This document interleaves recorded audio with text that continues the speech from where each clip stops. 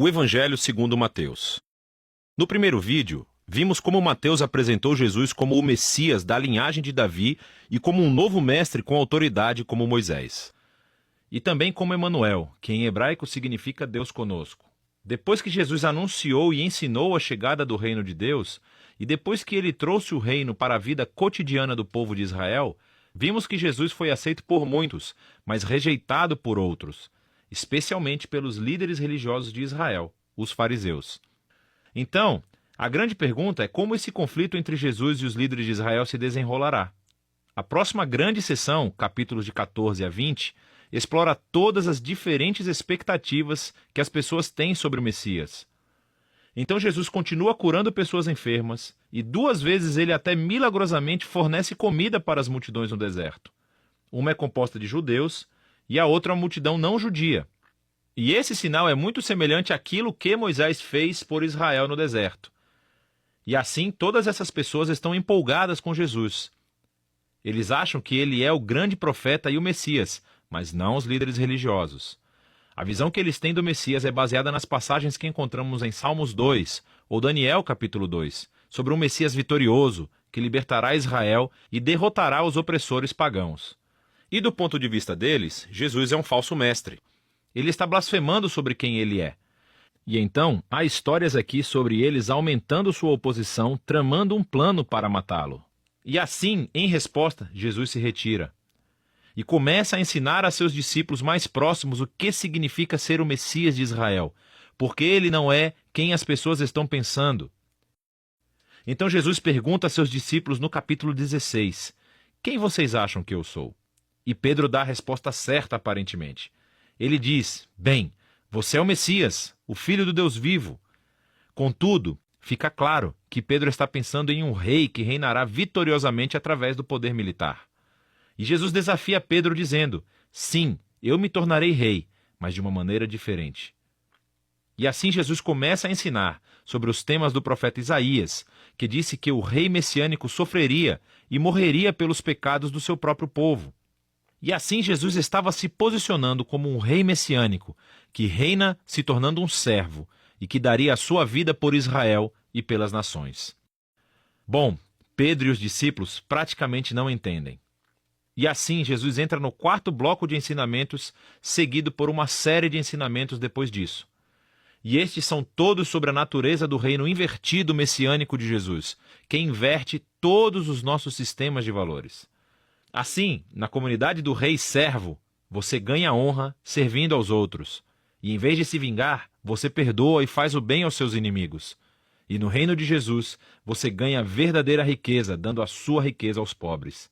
Para seguir o Messias servo, você deve se tornar um servo. Na próxima sessão, vemos os 2 reinos entrarem em conflito, o reino de Jesus e o do líder de Israel.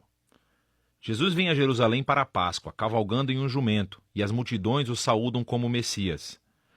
E Jesus imediatamente marcha para o pátio do templo e cria esse enorme alvoroço que interrompe os sacrifícios diários. Suas ações falam mais alto do que suas palavras aqui. Como rei de Israel, Jesus estava afirmando sua autoridade real sobre o templo, o lugar onde Deus e Israel se reuniam. E na visão de Jesus, o templo foi comprometido pela hipocrisia dos líderes de Israel. E aqui ele está desafiando a autoridade deles e, naturalmente, eles estão profundamente ofendidos. E assim, eles tentam encurralar Jesus e envergonhá-lo no debate público, mas falham.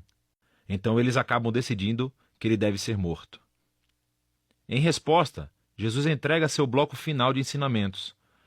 Primeiro ele oferece uma crítica impetuosa aos fariseus e sua hipocrisia. E depois ele chora por Jerusalém e a sua rejeição a Deus e o seu reino. Então Jesus se retira com os discípulos e começa a dizer-lhes o que acontecerá. Ele será executado por esses líderes. Mas ao fazer isso, eles criarão a sua própria morte. Porque, em vez de aceitarem o caminho de Jesus para o reino pacífico, eles tomarão o caminho da revolta contra Roma. E assim Jerusalém e o seu templo serão destruídos. Porém, Jesus diz que este não é o fim da história.